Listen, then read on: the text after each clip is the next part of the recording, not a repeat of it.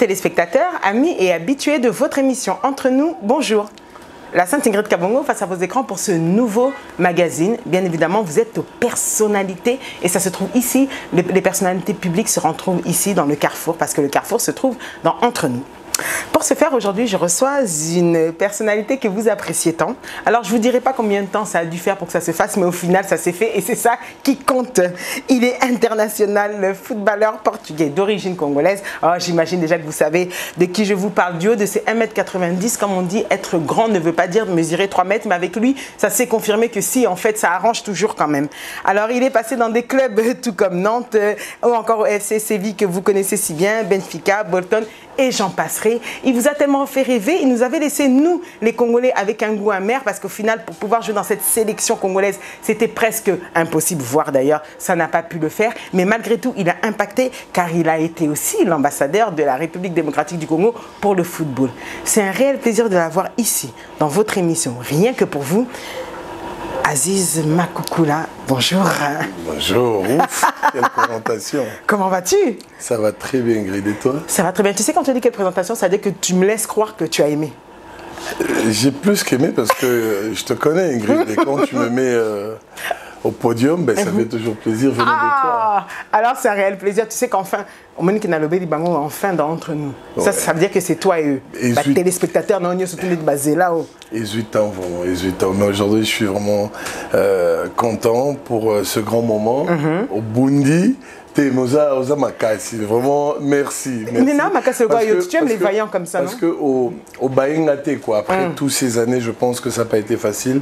Et aujourd'hui, grâce à Dieu, on a l'opportunité, l'occasion de travailler, parler, discuter, rire et voir l'avenir en tout cas. Alors, tu sais que tellement tu en connais, tellement tu en connais sur l'histoire même du football. Et puis que toutes les réponses auxquelles nous n'avons jamais eu des réponses, c'est seulement toutes les questions que nous nous sommes posées.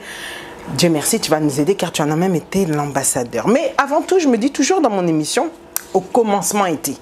On va revoir avec toutes ces personnes une légende du football, quelqu'un qui a impacté, qui a marqué. C'est toujours bien qu'on voit un Africain de ses origines être mis en avant comme toi. Et les clubs que j'ai cités ne sont pas des moindres. Donc tu sais c'est quoi une Champions League, tu sais c'est quoi qui fait rêver, tu connais tout ça. Parle-nous un peu de ton enfance. On va commencer au commencement. Ouf, très bien. Il a grandi. Mais mon enfance, Ingrid, je suis fils de Congolais. Et de Congolaise, bien évidemment, comme on dit à notre langage de père et mère. Et de mère. Donc, né à Yolo, et je suis allé en Europe trop jeune, vraiment jeune, j'avais quoi, 5-6 ans.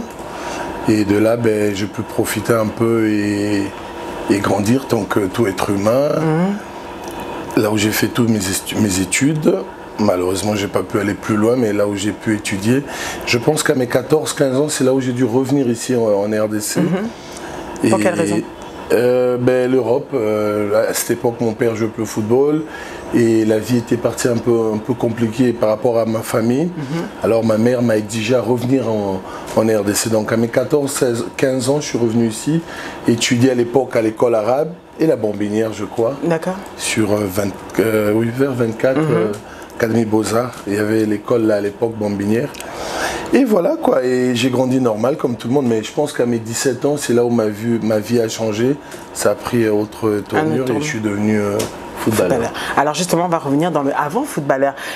Quelle différence tu as observé entre quelqu'un qui a grandi donc, en Europe, en plus tu arrives à 5 ans, donc tu ne te souviens même pas, on va dire, d'avant, donc on va dire vraiment moins la poteau. Tu arrives quand c'est la maternelle et tout ça, donc tu entres, tu te mêles dedans.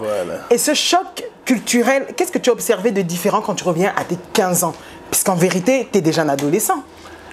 C'était pas difficile pour moi parce que je pense que j'avais besoin de ce changement en fait. Tu sais, bien j'ai grandi en Europe et on est trop européen, on peut dire, mais j'avais toujours besoin de ce côté africain en fait. Et ça me manquait un peu. Et je pense que ça m'a fait du bien de revenir vers l'Afrique.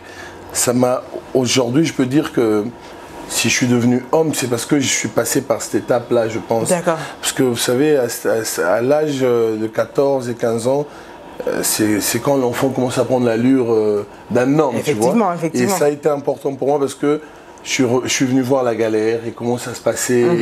Et c'est là où je pense que je me suis plus familiarisé avec l'Afrique.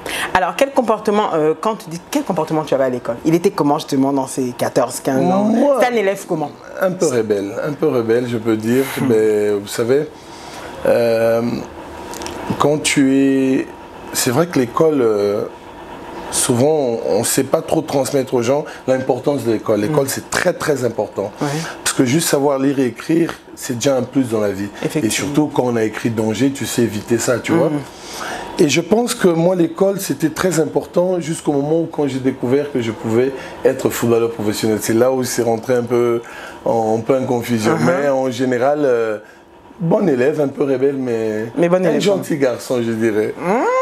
Un gentil garçon. Tu sais, les gens comme toi qui commencent à dire gentil garçon. Et sinon, il avait plein d'amis. Oui, plein d'amis, toujours entouré de plein de monde. Plein de copines. Je parle de l'adolescent. Ça arrive souvent. Forcément. Non, mais ça, c'est dans le sens...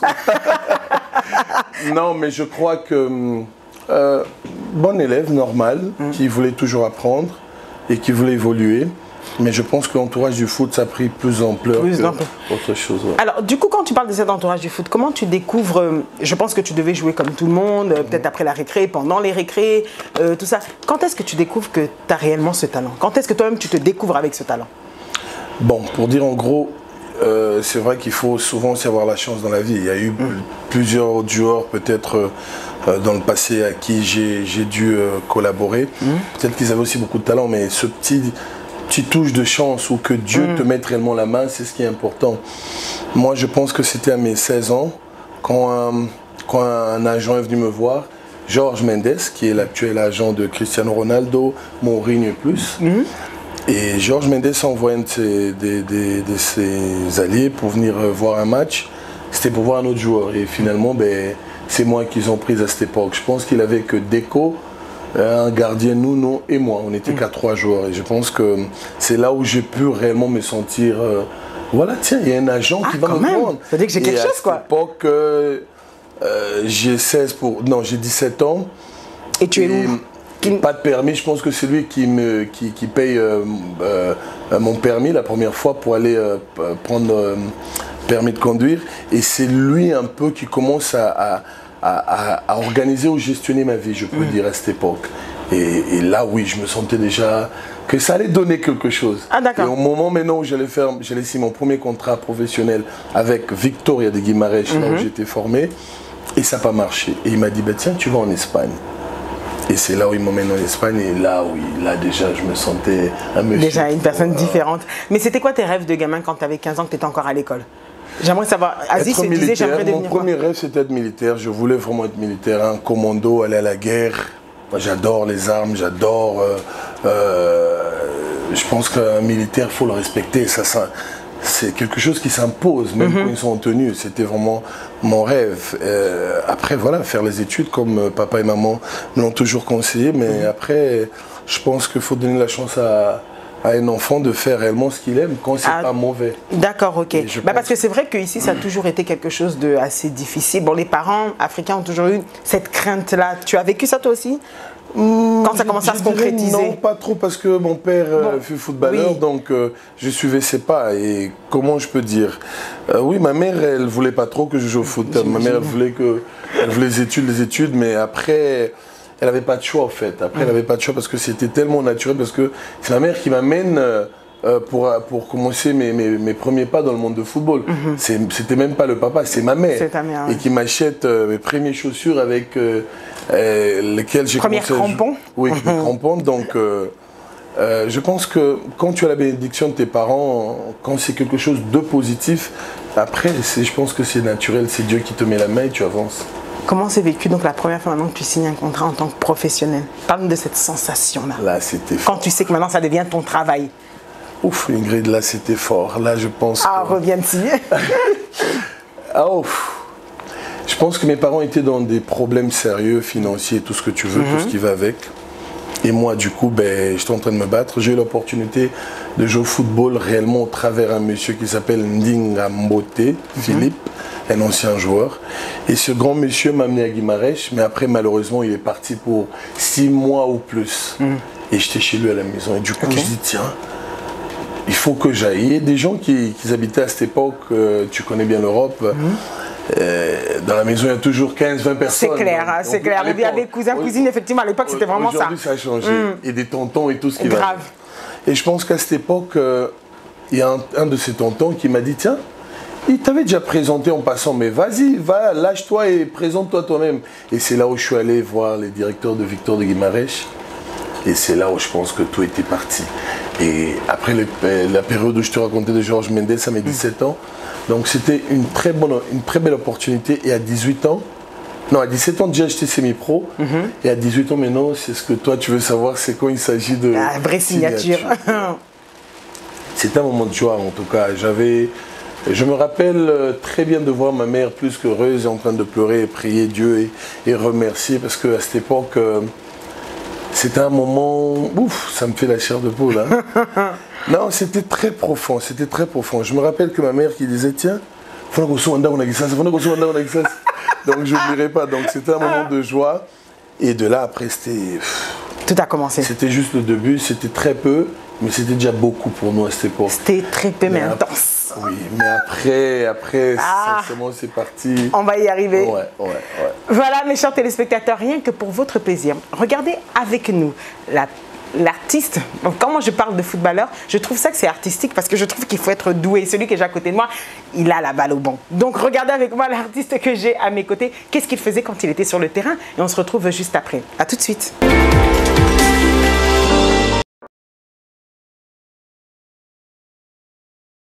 Dans mon parcours, toujours dans Entre nous avec Aziz Makoukoula. J'espère que ça va. Ça va, ça à l'aise? Oui, très bien. Tu sais que quand tu nous as parlé de ça, on a senti ton émotion, mais je me suis demandé, au fait, pendant que justement tu grandissais, même quand tu étais au centre de formation, quel footballeur t'inspirait? Ouf, ça c'est profond aussi. Il y avait à cette époque, il y avait un Hollandais, Patrick Kluivert. Ah bah bien sûr. Lui, vraiment, c'était notre référence. C'était mon idole, en fait. Je me fixais en lui, bien qu'en termes de qualité, il avait trop de qualité. Mais au moins, voilà, j'ai pu avoir un peu de son jeu de tête. Et c'est ce qui m'a permis aussi d'arriver à être professionnel. Mais je regardais trop aussi Georges Weah, lui, qui était un peu plus vieux. Ouais. Mais Georges Weah, voilà, restera toujours l'idole de tout le monde, ça c'est clair. C'est sûr, c'est en plus que le seul africain d'ailleurs a eu un ballon d'or. Si je ne me trompe pas, effectivement. Non, c'est le seul, je pense. Oui, c'est le seul, ouais, c'est le seul. Parce qu'à cette époque, il n'y avait pas de Cristiano Ronaldo, vu qu'on a évolué ensemble. À cette époque, c'était le phénomène, mais voilà, phénomène, j'ai pu aussi jouer contre lui. Donc, c'était avant déjà. Donc, Patrick Kluivert, il allait vers la fin de carrière et moi, je commençais. Et de jouer contre lui, faire un Séville, Barcelone, ou tout ça. Donc, déjà, c'était... Je dis, je suis à côté de lui. Justement, c'est ça que... C'était impressionnant, quoi. Tu joues, tu dis, c'est Patrick Kluivert qui est là à côté. Et à la fin du match, il vient avec son maillot, il vous échange. Et là, tu te sens réalisé. Tu dis, tiens, j'ai réussi mon coup. Quand même. Ouais. Alors, le plus important, justement, c'est quoi? De se dire, parce que jouer à côté des grands, que certains que tu as appréciés ou que tu étais fan, comme tu as dit, cette sensation-là, au-delà de se dire ça, comment on gère maintenant quand toi-même tu es un professionnel et que toi-même tu as des objectifs? Comment on fait pour enlever cette image-là et se dire que, bah, au final, oui, mais là, à cet instant-là, c'est mon adversaire? Quand on est trop faible, on se laisse paralyser par la force de ce qui est devant toi. Là, j'ai dit qu'on est faible.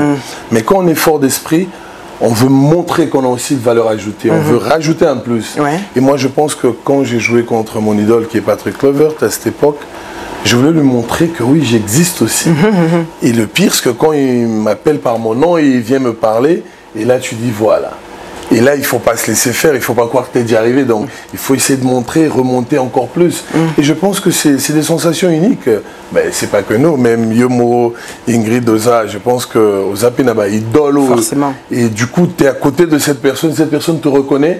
Donc, ça veut dire que, voilà. Ça ajoute une valeur ajoutée, un plus. Ça ajoute quelque chose, ça ajoute un plus. Donc, je pense que c'est comme dans toute profession.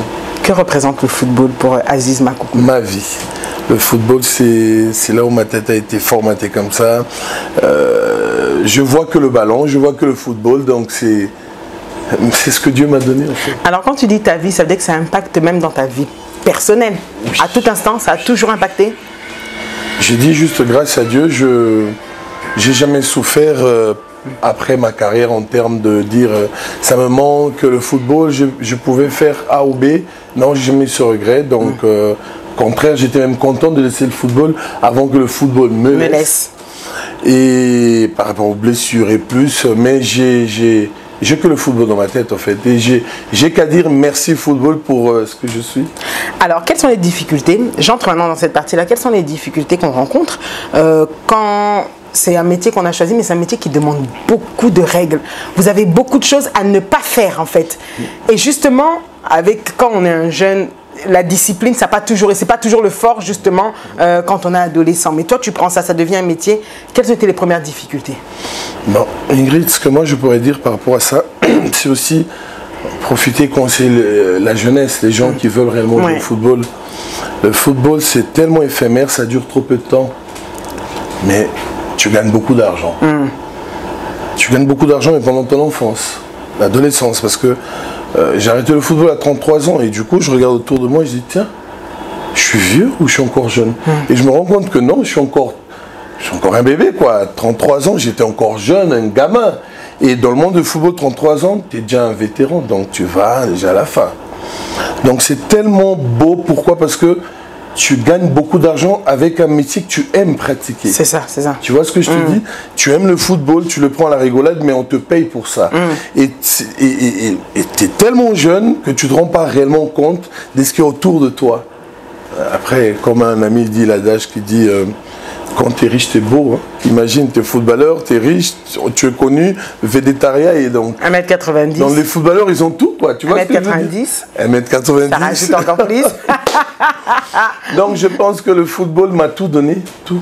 Donc il n'y avait rien qui était vraiment difficile? Ça c'est partie sombre du football. Après, c'est le joueur qui reconnaît ça. Parce qu'à un moment donné, après tu vas te rendre compte que c'est pas l'argent. Hein. Donc c'est d'abord toi, la personne humaine. Imagine dans le football que ça marche bien ou ça marche mal. Tu te retrouveras que toi seul. Pourquoi toi seul? Parce que ça passe tellement vite. Parce que rends-toi compte, les matchs, comment les gens ils jouent. Tu joues dimanche, tu joues mercredi, dimanche, mercredi. Et les gens veulent te voir toujours performant. Tu dois toujours être bien. Mais les gens ne savent pas si tu es bien anémiquement, si tu as des problèmes de famille, si ta santé permet. Des gens ne veulent pas savoir ça. Les gens veulent voir, demain, tiens, c'est le Congo qui joue, Bolassi, il doit marquer le but, tu dois être bien. Et quand il est moins bien, ben, il est nul. Et toute cette pression, tout ça, c'est à toi de savoir comment travailler. Tu vois ce que je te dis? C'est ces côtés sombres. Et après, quand il y a des blessures, là, je ne sais même pas te dire quoi. Donc, il faut être fort pour revenir encore plus fort qu'avant. Mais toi, qu'est-ce qui te permettait, quand il y avait ces périodes de blessures et tout ça, qu'est-ce qui te permettait de tenir le coup? De dire que ça va aller? Sincèrement, pour te dire vrai, quand tu es encore jeune, tu ne sais pas trop réfléchir en fait. Les gens ne se rendent pas compte, ou nous on ne se rendait pas compte à l'époque que tu pouvais aussi jouer blessé et du coup on vient t'annoncer, tiens, tu ne peux plus jouer au football. Ça arrive. Et du coup tu peux te rendre compte, même s'il y avait des millions, mais ça part. Parce que c'est trop jeune, c'est trop tôt, tu vois ce que je te dis. Qu'est-ce que vous en faites? Parce que c'est facile de dire, mais en fait, c'est quand même des millions que vous touchez. Vraiment, ouais. Vraiment, ouais. J'aime quelqu'un qui parle ouvertement comme ça. Aziz, ce sont des millions. Alors, il se dilapide comment? On en a retrouvé d'autres de tes collègues qui sont trouvés, ils n'ont plus un rond. Mauvaise gestion, des investissements fausses. Et parce que des gens ils pensent que des footballeurs quand ils sortent ils gaspillent trop d'argent. Non, c'est faux. Parce qu'un footballeur, quand tu es un footballeur, tu es invité partout. En vrai, tout est offert. Tu vas au restaurant, tout est free. Tu vas en boîte, les gens sont même contents de te recevoir en boîte. Tu vois? Non, c'est pas par rapport à ça. Je pense que nous, on est africains, nous, on a un autre style de vie. Nous, on n'est pas comme des Européens que tu grandis, tu es né, tu grandis et tu trouves déjà à la maison. Papa t'a mis un compte d'épargne avec un petit 200 000 qui t'attend. Qui t'attend déjà quand tu as 18 ans. Il y a une petite maison qui est à ton nom. Déjà. Ou une voiture. Non, non, non. Nous, Africains, c'est pas comme ça. Nous, Africains, c'est un peu la galère qui est autour de nous. Et après, tu regardes la famille et tout le monde qui est autour. Et après, tu te rends compte que tu peux pas sauver tout le monde. Mais c'est là où souvent on a fait l'erreur de croire qu'on peut sauver tout le monde. Et là, oui, c'est là où on pêche. Et on a des milliers de gens parce que... exemple, jusqu'à aujourd'hui, moi, si je sors, je ne peux pas penser qu'à mon verre. Déjà, autour de moi, il y a combien de gens? Et quand tu sors, je parle d'aujourd'hui, hein, quand je sors, il peut y avoir des visiteurs que tu t'entends pas, qui vont s'improviser comme ça, ils vont venir au restaurant. Tiens, Aziz, j'ai déjà mangé, tu payes. Ouais, ça arrive très souvent. Incroyable. Donc tu vois tous ces facteurs-là. Après, il y a nos amis de la rue qui vont t'arrêter pour A ou pour B. Là, je suis plus footballeur. Maintenant, imagine quand on est footballeur. Donc tu réfléchis pas, tu crois que c'est toi qui vas aider tout le monde. Moi, je conseillerais aux gens toujours d'aider parce que ça fait toujours du bien quand tu peux. Quand tu peux pas, bien évidemment, tu le feras pas. Tu vois ce que je veux dire? Mais même ça, je pense, même ça va pas faire en sorte que tu finisses les millions que tu as gagnés dans le temps passé. C'est juste des mauvais investissements. Et après, un truc qui est très capital, une très bonne femme qui va savoir gestionner ta vie. Ça, je pense, c'est la clé de l'homme. La clé de... Oh, pas mal. Je me pose une question, Aziz. Comment se vit une Champions League? Non, là, du côté spectateur, téléspectateur. Mais toi, tu es l'acteur même. Il n'y a pas plus beau que ça. C'est le rêve de tout le monde, jouer une Champions League. Et même au contraire, et même plus différent, la Coupe du Monde. La Coupe du Monde, oui. Tu vois, il y a ce genre de... Une effervescence autour de ça. Que tu sais que c'est le monde entier qui te regarde. Exactement. C'est pas que ta famille, c'est des gens que tu connais pas. Ici en RDC, il y a des gens peut-être qui sont un verre qui couille là-bas. Que Messi peut-être ignore, bien sûr, mais qui sont très attentifs à lui, qui espèrent quelque chose de lui. Donc c'est des sensations uniques, Ingrid. Je sais pas t'expliquer. C'est tellement fort que tu es obligé de faire quelque chose que c'est... Alors, tu as fait le championnat français, où tu étais à Nantes, tu as fait le championnat espagnol, le championnat anglais, pour en passer. Lequel des trois t'as préféré? Espagnol. Espagnol. Championnat anglais, je suis arrivé, j'avais pas le temps de jeu à Benfica à cette époque. Et j'arrive en Angleterre, mes formes, après plusieurs blessures. Et j'ai pas su vraiment m'adapter. Le championnat français, c'était tout au début. Le championnat français, c'était vraiment ébandélé à vie. J'étais meilleur buteur du deuxième division championnat espagnol. Et Nantes, à cette époque, il me prend. Je pense que c'est... c'est Denoex. Denoex et Budzinski. C'est eux qui étaient les managers à cette époque.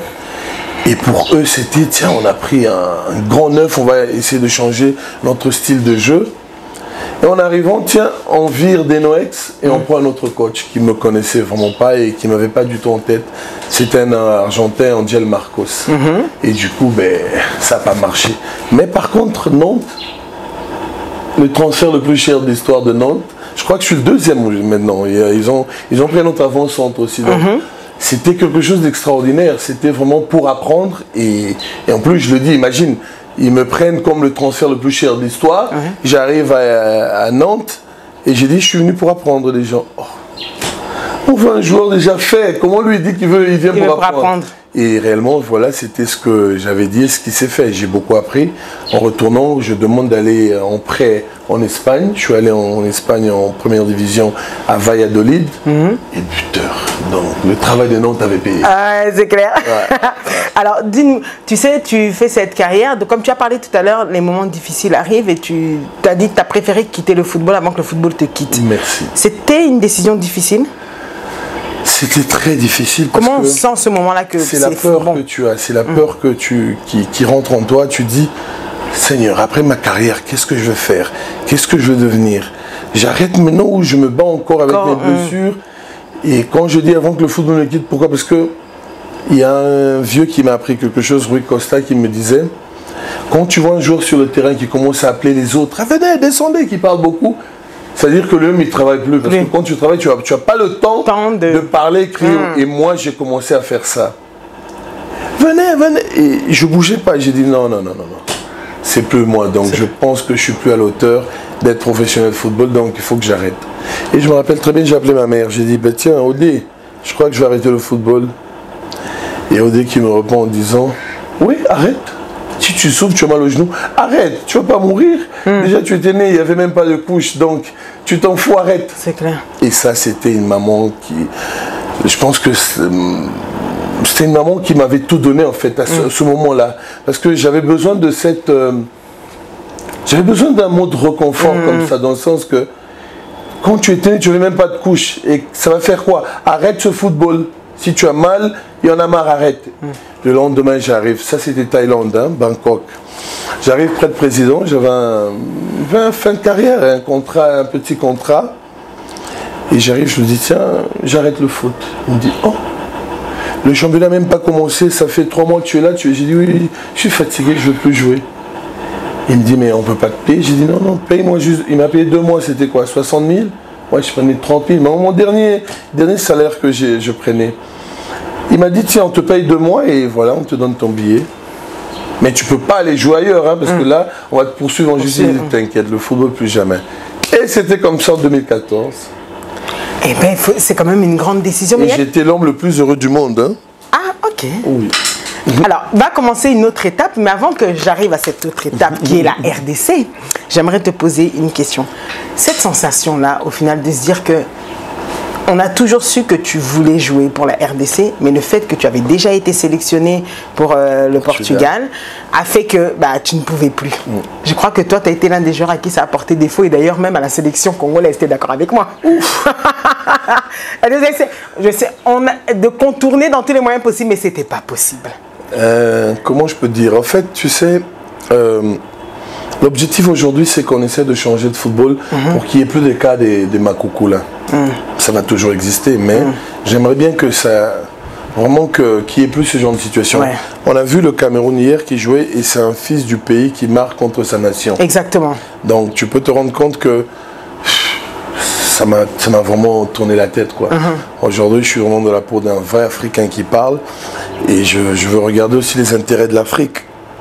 Et demain, en espérant vraiment tous nos enfants qui sont en train de naître partout dans 4 coins du monde doivent se rendre compte qu'on a besoin de ce changement. Effectivement. Mais à cette époque, moi, peut-être je n'avais pas cette force ou intelligence que j'ai aujourd'hui de dire, tiens, je ne veux plus jouer en Europe, je vais aller représenter mon pays. J'ai commencé avec des équipes d'âge en équipe nationale du Portugal.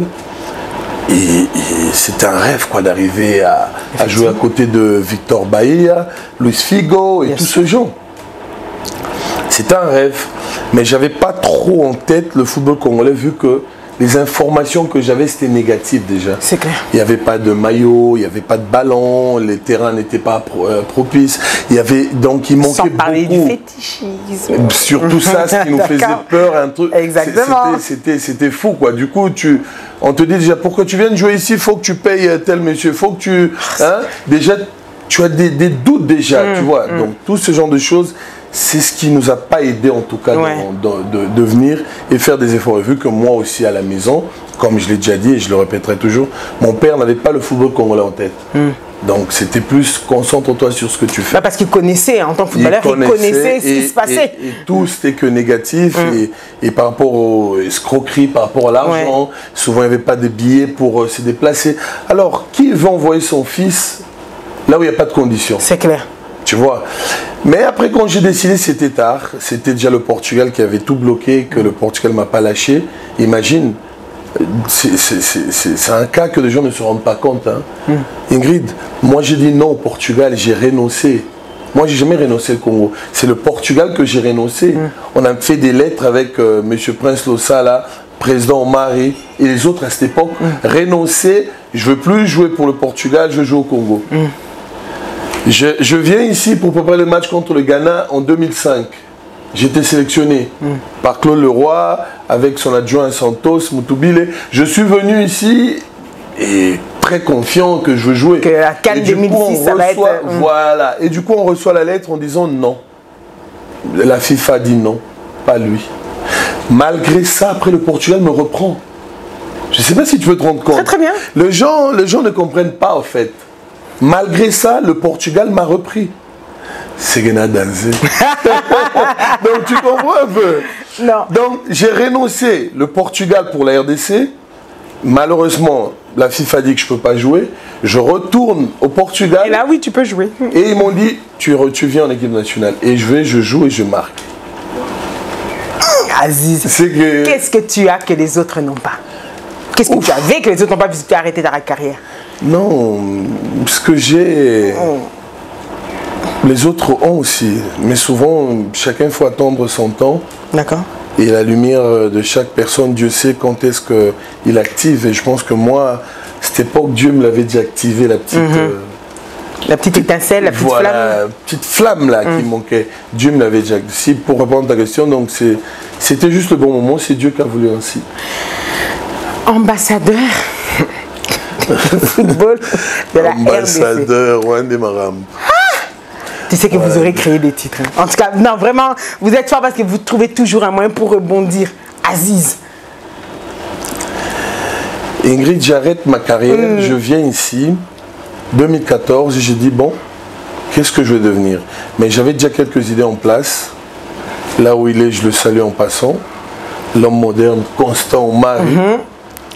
Lui, je ne l'oublierai jamais parce qu'il m'a donné cette opportunité, quand beaucoup ont refusé, et beaucoup, bah là, et Dieu là, il m'a mis encore touche wana pas. Et je suis venu ici avant tout le monde, en 2014. Et j'ai commencé à bosser. Et de 2014 jusqu'à aujourd'hui, Navan Anakin, je vis ici, ma vie c'est ici. Donc voilà. Alors justement, donc, tu as rencontré des choses, c'est ça qu'on aime, nous on aime les petits secrets sur ce qui se passe dans cette fameuse FECOFA, ce qui se passe sur les clubs congolais, parce que tu en as vu aussi des vertes et des pas mûres. Tu vas pas nous dire que c'était un long fleuve tranquille, on sait très bien que ce ne sera pas vrai. Donc du coup... Mais du coup, pour te dire, moi je te dirais plus côté positif. Côté positif... Non mais maintenant dans ce que toi tu aimerais voir changer, parce que toi tu étais au cœur de l'action. Ce vieux qui était le président de la Fédération congolaise de football, qui a pensé à moi, et par rapport à mon expérience un peu de ce que j'ai dans le monde de football, il cherchait où il pouvait réellement me placer, et c'est là où il prend l'idée de génie de l'ambassadeur. L'ambassadeur, c'est un poste, voilà, honorifique, je peux dire. Mais concrètement, il faisait quoi, Aziz? Exactement, c'est là où je veux venir. Et le président Marie, quand il pense à ça, ben, il pense à me placer quelque part. D'accord. Et moi, ce que je voulais réellement, c'était apprendre. Ouais. Rentrer déjà dans tout ce qui est gestion, savoir un peu comment ça fonctionne, parce que j'ai pas le don d'être un coach, ça n'a pas été mon souhait non plus. D'accord, ok. D'être coach, entraîneur et tout. J'ai pu y penser, non, ça m'a jamais passé à la tête. Moi, c'est être un dirigeant, un président. Hein? Okay, pourquoi pas, on a le droit de rêver, mais j'arrive. Donc c'était un peu ce que je voulais être comme un Constant Mari et apprendre. Ben, ça m'a pris 7 ans d'apprendre. Fonction fixe, j'avais pas. J'ai navigué entre le joueur et tout ce qui est direction, ça veut dire côté technique qui est le coach, et un peu partout. C'est là où j'ai pu avoir des expériences pendant ce long de 7 ans. Moi, j'avais comme but de faire développer le football congolais, l'emmener au très haut niveau, européen. Mais par moment, on était limité parce que des fonctions que j'avais, ça demandait des frais, déplacements et autres. Et ici, seulement en interne, un ambassadeur, qu'est-ce qu'il va faire dans le football interne? Ça ne marche pas. C'est plus au niveau international, elle est côtoyée. Et c'est pour ça que je pense qu'en termes de travail, ça n'a pas pu aller loin parce que voilà, on travaillait aussi à cette époque sous tutelle de notre président Théobina Mungu. C'est lui un peu qui nous manageait. C'est lui qui s'occupait d'autres choses que je pouvais aussi faire à cette époque. Là où je n'ai pas eu aussi beaucoup d'opportunités pour évoluer. Mais en gros, si tu me demandes aujourd'hui qu'est-ce que j'ai pu faire, je te dirais non, je suis juste fier d'avoir gagné quelques titres, les 3 derniers titres que le Congo a gagné, et apprendre. Donc encore une fois, le Congo m'a donné ce que je n'avais pas. Donc l'école. Quels sont les freins de la FECOFA aujourd'hui pour les gens se plaignent, je vais peut-être accentuer, les gens se plaignent beaucoup qu'on ne va pas en Coupe du Monde, la RDC ne va pas en Coupe du Monde. Tu me diras, c'est les joueurs. Sauf que les joueurs, il y a au-dessus, il y a l'entraîneur, sauf qu'au-dessus du sélectionneur, il y a le président même. Qu'est-ce qui est le frein aujourd'hui, toi qui as travaillé de l'interne et qui voit de l'externe et qui est un joueur professionnel international, qui empêche encore la RDC de pouvoir être plus récurrente dans ce genre de compétition? La RDC, c'est une grande nation, Ingrid. La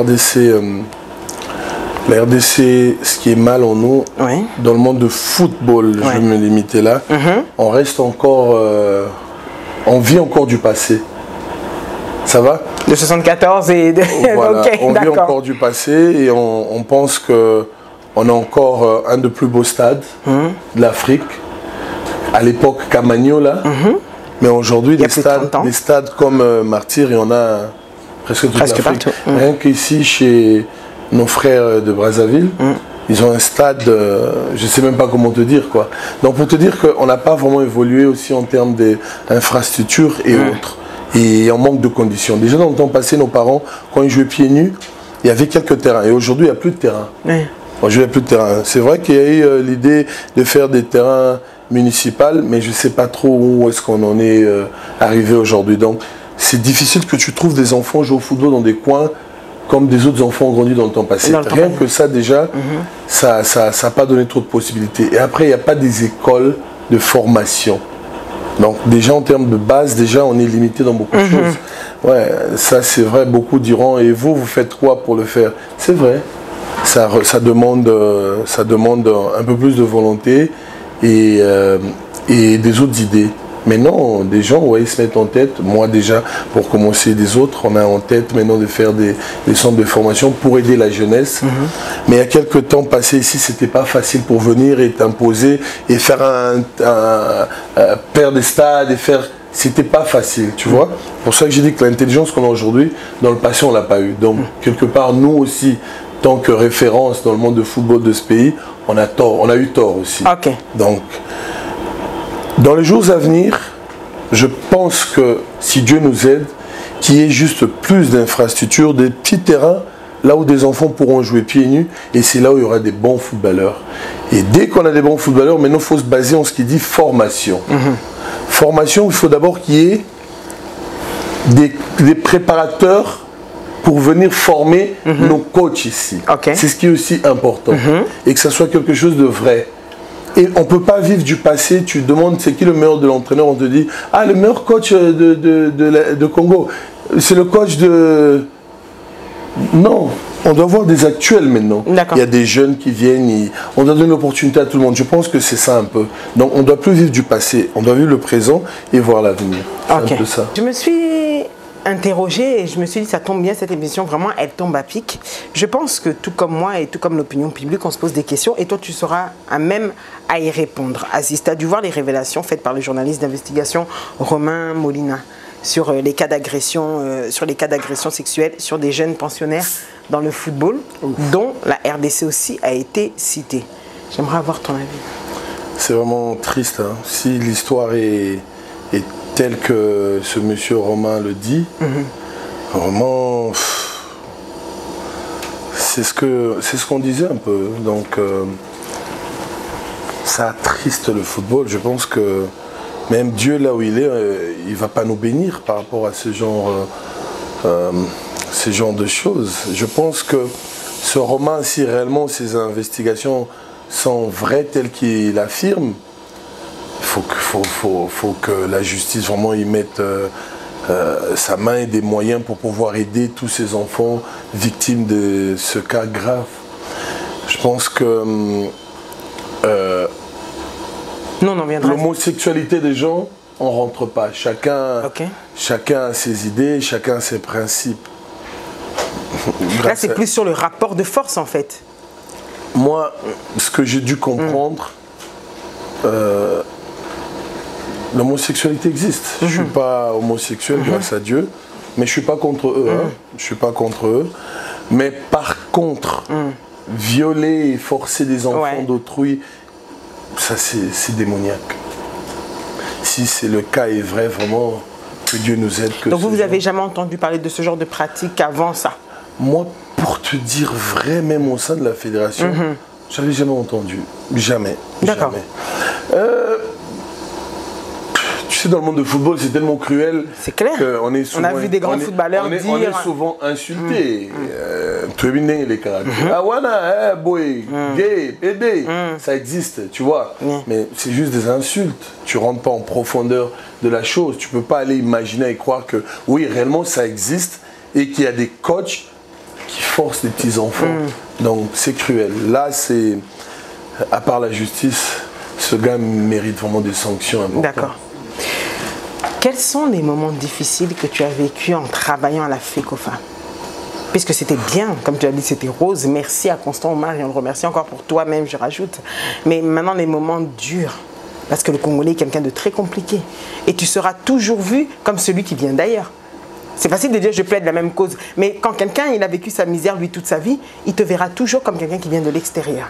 Tout ce qui est extra-football, ça ne nous affecte pas. Tu sais, quand tu joues au football, tu es sur un terrain de football, il y a 100 millions de supporters, adeptes qui te regardent, sans compter tout ce qui est à la maison, derrière, devant leur téléviseur et tout.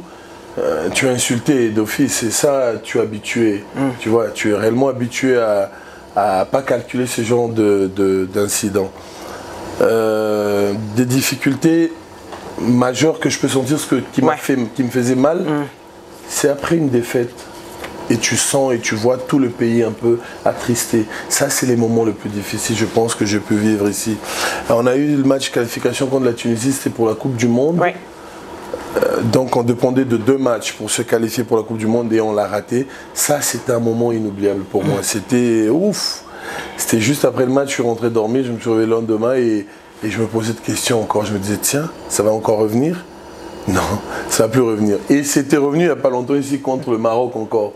Et on l'a encore raté. Donc, tant qu'un fils du pays, tu souffres par rapport à ça. Je pense que ça, c'est le côté le plus fort. Ouais, alors pourquoi tu as décidé de raccrocher avec la FECOFA? La FECOFA, non, je n'ai pas raccroché. C'était... Tu as bien précisé 7 ans. De 2014. Oui, j'ai dit 7 ans. Toujours ambassadeur ou pas? Non, non, je suis toujours ambassadeur. Faut pas oublier. Okay. Jamais reçu de lettre de la fédération. Jamais. En tout cas, tu me parais moins actif. Je sais pas, ça me paraît. Tu me parais moins actif. Vraiment. Ah, d'accord. Donc, non, j'ai jamais reçu de lettre que j'étais peu ambassadeur. Jamais j'ai reçu de lettre. Par contre, on a mis des autres ambassadeurs. Donc, un ancien footballeur qui a un peu de l'expérience à la matière, je pense qu'il est conseillé normalement de venir être un ambassadeur du football congolais. Il n'y avait pas que moi. Heureusement, j'étais le premier, que Gouana. Il va première place. J'étais le premier qui a donné ce goût-là que toi tu aimes tant, ambassadeur. Non, c'était juste honorifique. C'était juste quelque chose, un clin d'œil que mon président m'avait mis là. Et c'était pour apprendre et pour travailler et pour apporter un peu. Petite touche que j'avais et c'est ce qu'on a pu faire jusqu'à aujourd'hui. Mais pour revenir à toi, il y a eu plusieurs autres personnes qui ont refusé la tâche à l'époque et moi j'avais accepté. Et aujourd'hui il y a beaucoup de gens qui sont prêts à y rentrer et faire le boulot, ben, je les applaudirais. Et après, voilà, dans toute chose, il y a toujours ces difficultés. Il y a un grand frère qui était venu, qui était ambassadeur, mais qui n'a pas duré longtemps, et lui-même il a vu comment c'était difficile s'y adapter et essayer de rentrer dans la dynamique de la Fédération congolaise du football qui n'est pas facile. Aziz, est-ce que tu as des bonnes relations avec toutes ces légendes? Il y a eu les matchs des légendes qui avaient eu lieu avec la du football africain, il y a eu le match aussi avec, par la Fondation Trésor de la Loi. Tu as des bonnes relations avec tous tes collègues congolais? Personne au monde a de bonnes relations avec tout le monde, Ingrid. C'est impossible. Même à l'école, si tu te rappelles, Bino Mbotangi, qui est journaliste, Menabino, c'est impossible. Tu ne peux pas être aimé par tout le monde. Mais moi, je pense qu'au départ, déjà, des gens me boudaient un peu vu que je n'avais pas joué pour la RDC.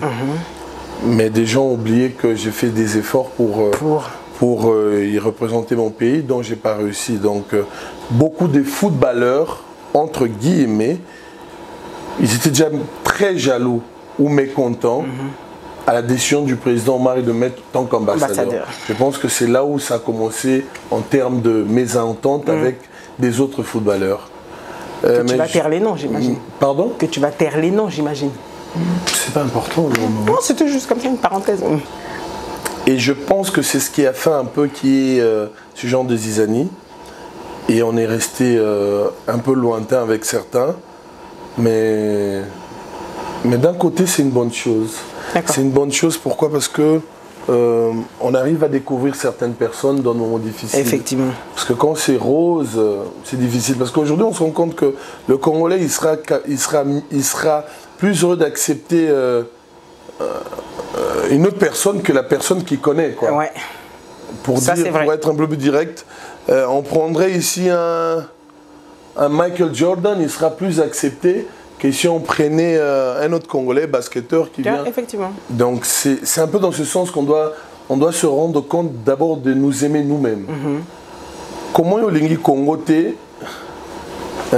Congo non. Commence d'abord par Kolinga Congo. Commence d'abord par t'accepter toi-même pour accepter les autres. Je pense que ça déjà c'est un bon début pour nous. On va entrer au face à vous-même, donc c'est Aziz face à lui-même. Aziz, comment se gère la concurrence? Comment tu as géré la concurrence dans le football? Discipline, beaucoup de discipline et beaucoup de travail. Quelle est la compétition qui t'a le plus marqué? La compétition qui m'a le plus marqué, c'est celle que j'ai gagnée, la UEFA Cup, avec Séville en 2006. Je me souviens. Une anecdote jamais dévoilée?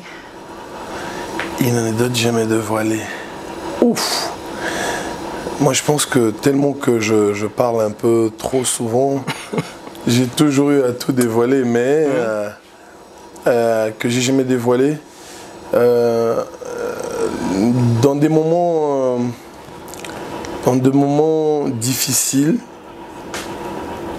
j'ai toujours mon sourire, mais je souffre toujours un peu en silence, en secret. En silence, en secret. Je pense que ça, c'est des anecdotes que personne ne sait comment je pleure. Et souvent, je me regarde dans le miroir et tiens, presque 2 mètres de taille et tu pleures. Mets-toi debout et continue. Et de là, vraiment, je pense que toutes ces sensations négatives partent et je me remets à ma peau, quoi. Donc, je pense que c'est souvent important de se connaître. Et j'ai appris à me connaître par rapport à ça. Donc, ça, c'est une petite anecdote privée. Non, mais c'est bien. Mais c'est comme c'est entre nous, tu nous la dévoiles. Entre nous et le monde. Ton partenaire de toujours, que tu préfères avoir à tes côtés. Pour jouer au football. Pour jouer. Ouf, j'ai tellement changé de club aussi, donc... Mais avec qui tu savais que vous avez cette complicité-là sans se parler? Avec qui il y avait une complicité sans se parler? Il y avait un joueur argentin, Franco Kangele, ou sinon un joueur qui était très facile à jouer avec lui, Ricardo Quaresma. Quel est pour toi le joueur congolais, le meilleur espoir pour l'avenir du Congo? Meilleur espoir. Oui, dans les jeunes que tu vois. En ce moment, maintenant, en ce moment, tu sais, il y a un grand souci, Ingrid, parce qu'il n'y a pas de championnat. Et comme il n'y a pas de championnat en ce moment, donc on ne sait pas voir nos valeurs sûres. Et il y a déjà des grandes équipes qu'on a ici, Mazembe, Vita, Imana et des autres, si je ne cite pas qui le prennent pour mal. On a aussi le Popo qui développe bien. Mais voyons voir. Il y avait un joueur qui évoluait ici, qui est parti aussi en étranger. Mais ici, en ce moment, vu qu'il n'y a pas de championnat, je ne sais pas trop définir le meilleur joueur actuel. D'accord. Le meilleur coach de la RDC pour toi, c'était qui? Le meilleur coach de la RDC. Que la RDC a connu, donc c'est-à-dire depuis Ebanda, les Léopards Ebanda, Tissiko est là aujourd'hui. Le meilleur coach de la RDC, Banda, Léopard Ebanda, Tilele. C'est de ça un peu ce que je parlais, on ne peut pas vivre du passé. Je mettrais Ibenge et Santos. Ok. Je pense qu'ils ont gagné des titres. J'en voulais qu'un, mais bon, comme tu voulais seulement dire, pour ne pas faire de jaloux, il y a le Ibenge. Non, le 2. Je pense que le 2, c'est des bons coachs congolais qui ont fait preuve. Aziz, ta plus belle rencontre dans le métier de footballeur, c'était qui? Ouf! Ma plus belle rencontre, c'était voir le roi de l'Espagne. C'est connaître et parler aussi. J'ai eu à échanger personnellement avec lui, le roi de l'Espagne, Juan Carlos II. Je pense que ça, c'était beau. Après avoir gagné la UEFA Cup, on a eu ce privilège d'aller chez le roi. D'accord. Les avantages de la célébrité, donne-nous-en un avantage. Ouf, les avantages. Pour un inconvénient sur le billet Rozo Bimabazo Singo Kakambongo et Toyo qui met avantage. Tiens, dans le bague avantage du genre, tu vas au restaurant, ben, tout est payé, tu vas quelque part, on t'a déjà invité. Non, je pense que les grands avantages, c'est quand Dieu te bénit à ce niveau pour arriver à ce point, c'est voir les gens te voir comme leur idole. Je pense que c'est ça. tu deviens une référence du peuple. Ton concurrent le plus redoutable, c'était qui durant ta carrière? Hey. Bon, en tant qu'avançante, j'ai eu beaucoup de concurrents. Ah, ça c'est vrai, il y en a une époque, c'est clair. J'ai eu beaucoup de concurrents. Mais je pense que le concurrent que j'ai eu tout le temps, c'était de tout le temps, quoi. Qu'on a eu vraiment un duel à se battre pour la place, c'était Elder Postiga. Okay. On a commencé de l'équipe de jeunes et après pour arriver à l'équipe pro, c'était un peu lui qui était trop fort et je voulais faire toujours mieux et lui aussi se battait aussi, c'était pas facile. D'accord. Ouais. Que fais-tu des médisances, calomnies, méchancetés à ton égard? J'allais te le répondre à ma manière quinoise, mais... Tu peux. Ah, tu peux, c'est ça qu'on veut voir. On a ton kata bazoba. Là, c'est mettre un peu d'humour. Non, on n'a pas le temps de donner l'importance à tout ça. L'importance aux antivaleurs. Les antivaleurs, il ne faut même pas prendre le temps pour eux, en fait. Il ne faut même pas songer. Donc, il n'y a même pas le temps. D'accord. Un pronostic pour la Coupe du Monde? Ouf, la Coupe du Monde, là, on en a vu des Coupes du Monde, mais celle-ci, compliquée. Tu ne peux pas savoir qui gagne qui fait quoi. Donc, c'est vrai qu'en plus, on n'est que dans les premiers tours, mais bon. Mais je vois le Brésil...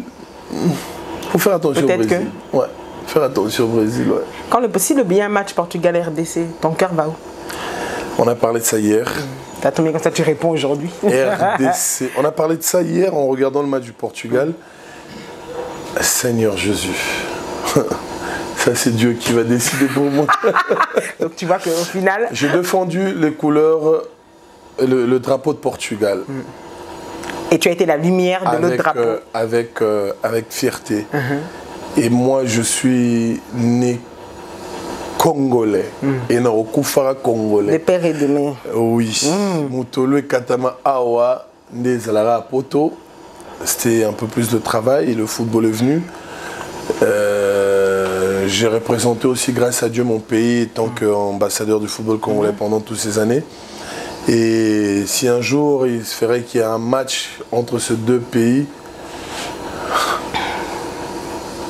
je ne sais pas te répondre. Ok, merci. Est-ce que tu pourrais justement regarder ces téléspectateurs qui te regardent et répondre à cette question? J'aimerais que tu puisses donner un conseil à un jeune qui rêve d'avoir une carrière comme la tienne, ou encore mieux, te dépasser, mais qui ne sait pas comment forcément y faire. Donner un conseil pour être un bon footballeur selon Aziz Makoukoula.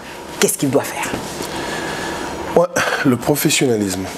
Tu sais, Ingrid, d'abord les études, ce qui est très important, pour connaître le ABC de la vie. Le football est vraiment éphémère, ça passe tellement vite. Mais pour arriver à ce niveau de devenir professionnel du football, il faut aimer d'abord. Tu vois? Quand je dis aimer, c'est mettre d'abord l'argent de côté et se concentrer dans ce qu'on fait. Pour devenir footballeur professionnel, il y a trop d'interdits. Ouais, il y a trop d'interdits. Même le Fanta, si tu l'abuses en 2, 3, 4 verres, c'est déjà abusé. Donc, le professionnalisme, c'est sacrifier. Et c'est aimer ce que tu fais et se donner à 100%. Le travail. Avant tout. Le travail, ouais.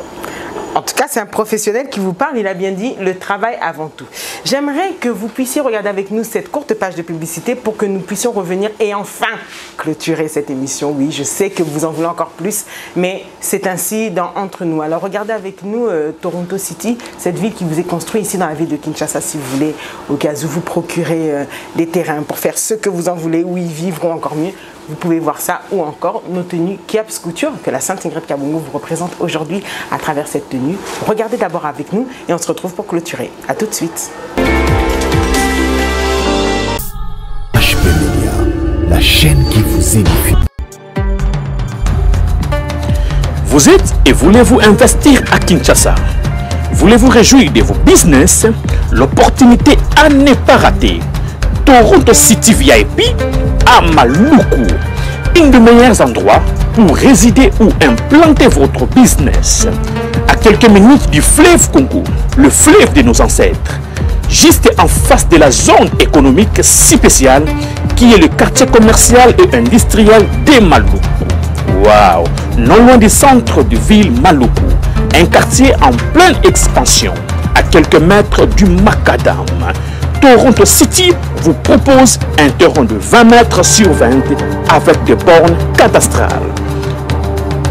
Sur un site accessible, urbanisé, avec espace de jeu, espace vert, magasin, centre médical, marché éthique. Pour tout contact, contactez Willy Mafuta au plus 1 90 57 30 15 40. Toronto City, waouh, les 4 qui nous réservent l'avenir de demain. Vive le Congo, vive Kinshasa. HP Media, la chaîne qui vous édifie. Confiez-nous tout. Dans cette dernière partie, on va plus vouloir s'attacher à qui est Aziz ou Rigen. Tu sais que ça m'a fait rire quand je dis Rigen. C'est quoi ça? Mais je sais pas d'où ça vient. Pourquoi les gens disent ça? Bah, fondez-la au prénom. Je sais pas d'où ça vient, mais c'est des informations Google qui sont. Bah ouais, mais il faudrait faire attention sur ce genre de choses. Vous êtes souvent victime de ça. Les gens se disent, mais Rigen. J'ai dit, mais moi je ne connais pas avec Rigen. Nous, c'est quoi cette histoire? Non, je sais pas, c'est l'internet. Donc c'est pas Rigen. Moi c'est Aziz Makoukoula tout court. Azmak. Pour les amis. Du coup, Aziz, cette personne, qu'est-ce que tu fais de ton temps libre? Je sais que tu es un homme très occupé, bien que d'ailleurs ta carrière s'est arrêtée donc il y a bien des années. Tu es un homme très occupé. Qu'est-ce que tu fais du peu de temps libre qui te reste? Le temps libre, je le passe avec ma famille. Dès que j'ai un petit temps libre, je le passe avec mon entourage, mes guerriers. Ouais, mes gens, on les appelle les guerriers. Donc, sûr. Oui, mon entourage, ma famille. C'est là où vraiment je passe tout mon temps. C'est la famille. Un papa comment, Aziz? Un papa cool ou sévère? Un papa entre les deux. Je pense qu'il. Je te trouvais un peu gaga. Tu sais, on avait pris l'avion ensemble une fois, c'était en 2006, je ne me trompe pas. Tu étais gaga avec tes enfants, c'était incroyable. Alors quand tu dis sévère, ça m'étonnerait un peu. Non, sévère, non. Mais je dirais entre les deux aujourd'hui. Pourquoi? Parce que quand ils sont tout petits, oui. Là, je suis vraiment un papa qui dit oui à tout. Mais quand ils grandissent un peu, là, oui, il faut savoir être souvent un papa ange ou un petit papa démon de temps en temps. Pas exagéré non plus. Grâce à Dieu, j'ai jamais tapé un de mes enfants et je le ferai aussi jamais. Mais par contre, il faut savoir éduquer les enfants et c'est la fin qui compte en fait. J'espère que demain, des gens pourront dire tiens, il était un bon papa. Ça, c'est mon objectif. S'il y en a un qui veut devenir footballeur comme toi, tu lui dis quoi? Ah ouais, je le dirais que l'école d'abord, avant tout, c'est très important. Qu'il ait des petites bases de la vie. Ouais. Et après, je le soutiendrai pour tout. Hein. Même si elle dit, papa, comme toi, tu n'as pas pu, moi, je vais aller jouer pour le Congo. Oui, aujourd'hui, je dirais oui, parce que je pense qu'il y a quelques touches de son papa qui va rentrer, qui va permettre... c'est parce que tu pourras avoir les yeux. Non, aujourd'hui c'est différent. Aujourd'hui, il y a eu un grand changement. Aujourd'hui, je pense que, vu l'époque du président Omar, il y a eu déjà évolution de beaucoup de choses, bien qu'il y ait encore, comme partout, il y a encore beaucoup à améliorer et à changer. Mais je pense qu'aujourd'hui, c'est différent. Ouais. Tu penses qu'il était un bon président de la FECOFA, Constant? Constant Omar, l'homme. C'est pas parce qu'il t'a donné le titre que tu vas commencer à nous le vanter à tout bas. Hein. C'est pour ça que je demande. En toute objectivité. Je dirais oui. Il a été un bon président. Peut-être avec des erreurs. Peut-être non, parce que nul est complet et parfait. Mais je pense qu'il pouvait faire mieux. Après, à la fin, il a été un peu très mal récompensé. Mais je dirais oui qu'il a été le meilleur. Pourquoi? Parce que ce monsieur est arrivé à la FIFA et à pouvoir laisser des empreintes, comme j'ai dit tout à l'heure, que mon fils pourra venir au Congo parce que je vais laisser mes empreintes dans le football congolais. Omar a laissé des empreintes à la FIFA et à la CAF, et je ne te dis pas, arriver à être président de la CAF, le pays doit lui dire merci à ce grand monsieur très intelligent par rapport à ce qu'il a fait. Après, voilà, si peut-être le football congolais n'est pas allé plus que ça devrait, à nous maintenant de travailler, de changer et de la porter plus loin. Ça va, tu l'as bien défendu quand même. Qu'est-ce que je voulais te dire? J'en profite d'ailleurs pour ça, tu sais, sous ses rires. Il va y avoir les élections là. À la FECOFA. Ah, Assis. Bah, tu me sais, bah, yo, Tchali, sous soit fait un monaki. T'attaques aux candidats. Ouf. Non, mais le bilan d'ambassadeur à ça, bon, pourquoi pas? Vous voyez pas aller. Bon, bref, pourquoi pas? Maintenant, toi, tu vas peut-être nous éclairer, puisqu'il y a les pour et il y a surtout les contre. Ouf. Les contre, il y en aura toujours. C'est comme je dis, on n'a pas le temps pour les antivaleurs. J'ai jamais dit que j'allais être candidat. Mais admettons peut-être si c'était le cas. Mais tu n'as jamais dit que tu ne seras pas candidat. Mais admettons si c'était le cas. J'ai travaillé 7 ans à la Fédération congolaise. Chaque matin, je me mettais debout, j'allais à mon bureau à la Fédération congolaise. Ouais. Je connais un peu la maison, je sais là où l'eau coule, parce que, comme nous on le dit si bien, je connais la fédération, je connais le football congolais aujourd'hui très bien, je connais le football mondial. C'est pas seulement être candidat ou président, non. C'est d'essayer d'apporter sa touche dans tout ce qu'il va falloir. Dans tout ce qu'il va falloir. Même si on est ramasseur de ballons, on peut toujours apporter sa touche. Donc c'est un peu ça. D'accord. Revenons à ça. Plat favori, Poto Kangazi. Plat favori. À l'époque, c'était Thompson Yamaïmaï. Mais maintenant, c'est un bon poulet, simple poulet. Avec? Mais souvent, je le mange juste comme ça. Parce que pas de frites, j'ai grandi. Oui, donc Soso. Sinon, Thompson à Otumba. Voilà. Film de prédilection. Donc, à taille l'équilibre si tu tombes dessus. Avocat du diable. Même sur Bandilango, 200 fois, je vais le regarder. Avocat du diable. Alors, vous n'allez pas être sans, vous n'ignorez pas qu'Aziz Makoukou l'a très preneur. Et puis Aziz Makoukou l'a souvent cité dans les chansons des artistes congolais. Ça, il aime ça. D'où les gens connaissent même son nom intime de Azmak, de ses proches. Du coup, quelle est la chanson que tu écoutes ces 3 derniers mois qui repasse en boucle dans ta voiture? Ouf, c'est toujours la même. Cœur artificiel. Lutumba Simao. Après, Fali Poupa, bien évidemment. Aigle. Fali, il a tellement de tubes, je sais pas. Fali, la chanson que j'aime trop chez Fali, Ndoki. Oyemba, oui. Oyemba, des voix. Mais Kangomana. Non, j'arrive pas. Ndoki, Fali Poupa, je crois que ça, c'est profond. Et après, d'autres. Et dans les chansons? Métro, Fali et des anciens, le Tumba, anciens, Wenge, quand ils étaient tous ensemble, oui. Et dans toutes les chansons Obaye Mayola de tous les artistes confondus, laquelle tu as préférée? C'est ma chanson spéciale Azmak. Ingrid, ta polémique. La polémique, Wapi, Aziz. On n'a pas causé les premiers. Ma chanson, Bayembanga. Chanson, on a l'ingami. World, il a fallu Poupa. Ok. World. Ok, je vois. D'accord. Bon. Comme ça, World, qu'on a World. Autocritique. Donne-nous une qualité que tu te connais avec et un défaut que tu aimerais changer. Défaut. Moko Kaken. Défaut. Un peu colérique. D'accord. Une qualité. Défaut. Qualité. Mon sourire, je crois. Ta boisson préférée? Oh, Ingrid. On dira Vitalo. Ta couleur préférée? Rouge. Le dernier caprice que tu t'es offert? Dernier caprice que... Oh, ça c'est joli ça.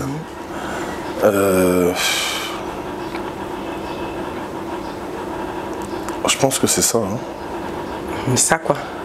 Chaussures... Ouais, ça fait parmi des derniers Charlie caprices. Kanga, j'espère que vous chaussures. Mais tu m'as posé la question. Oui, je répondu. Je pense que c'est... Mais est-ce que Charlie Kanga, j'espère que vous Yango.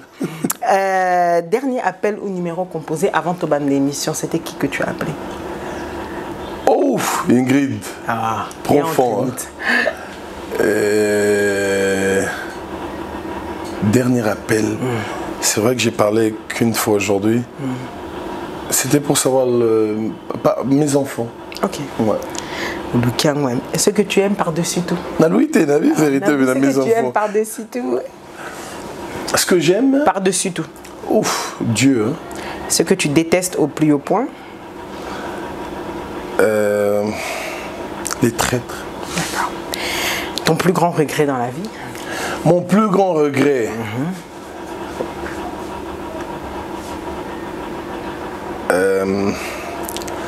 J'ai un regret. Mon plus grand regret, c'est avoir fait 2 ou 3 choses avant l'âge, je pense. Au tiki qu'est-ce que 2 ou 3 choses qu'a boudé, 2 ou 3, je veux dire, me marier très tôt. D'accord. C'était un regret de me marier très tôt, sans expérience, sans apprendre réellement c'était quoi la vie. C'est pour ça aujourd'hui, je conseillerais aussi aux gens de prendre leur temps, d'y réfléchir réellement à la vie avant de faire quoi. Donc pour te reprendre vraiment, c'est ça, de faire les choses avant le temps. D'accord, ok. Tu vois, c'est une très belle réponse. Si on avait une baguette magique, ou bien je vais rechanger, comme toi tu as les jeudis prières. Jeudi prières. Soki Nzambaye Lionandoto. Et qui dit, Aziz, demande-moi ce que tu veux, une seule chose, là tout de suite, et je te la donne. C'est quoi que tu vas demander? Enlever la haine aux gens. Direct. En Aziz Ekei, en Ingrid Ekei, en Abatunios, Parce que en yango ndemte me mama il y a un monde de guerre, réseaux sociaux, jalousie et tout ce qui va avec. Donc baguette magique en Eken. Ok. Le pays pour une retraite? Toujours Kinshasa, ville Nabiso Kinshasa, pays RDC. Et mon rêve c'est aller vivre côté Maïkouna. Côté Bakongo, oui, un bon point. Allez, quand tu aimes la famille Nabino? Nali le premier, je suis le premier. Ma mère m'a eu trop tôt. Et j'ai 2 petites sœurs, Amélie et Amanda. Et Liboso, donc papa va tenir ce truc. C'est sa charge. Et justement, c'est ça qui nous dit que justement la charge aux obéta. On se demande, Aziz Makoukou là. Comme j'ai regardé, est un cœur pris ou un cœur à prendre? Oh! Déplace au soukaka. Il y a émission, déplace au. Entre nous, voilà entre nous. Voilà entre nous. On a tombé entre nous. Pris ou prendre. C'est comme ça, il y a un pris ou prendre. Après, on a ticket, tu déposer, tu as tout aussi là. À réfléchir. Est-ce que pour toi, de toi à moi, quand tu vois la réussite de Cristiano Ronaldo, toi qui as eu à jouer avec lui, ça t'étonne? Non, ça ne m'étonne pas, ça fait du bien voir ce grand monsieur du football avec 5 ou 6 ballons d'or. Ça me donne un peu de notre assurance. Je dis tiens, j'ai évolué auprès de ce grand monsieur, donc on a eu à échanger, défendre les mêmes couleurs. Les honneurs pour Nanga en fait. Vous avez plus de contact? Non, on a toujours de contact, oui. Toujours? Ouais. Camarade entre camarades ici, la ratin. Même il y a des amis que toi tu connais, peut-être tu as fait 5-6 ans, bon, mais ça revient toujours, bien sûr. Donc, moi, mise à jour on a et ça, tellement des amis en commun et souvent par circonstance. Ça fait plaisir souvent. Je peux te poser une question Songi. C'était celle-là vraiment que j'avais besoin. Entre Samuel Eto'o et Didier Drogba, qui est le meilleur pour toi? Il fallait que je la pose. Entre Samuel Eto'o et Didier Drogba. Non, c'est 2 joueurs complètement différents. On peut pas, on sait pas le comparer. Didier, c'était un avant-centre de pointe qui restait comme moi. Et Samuel, il a même pu jouer une fois comme un arrière droit. Oui, défenseur.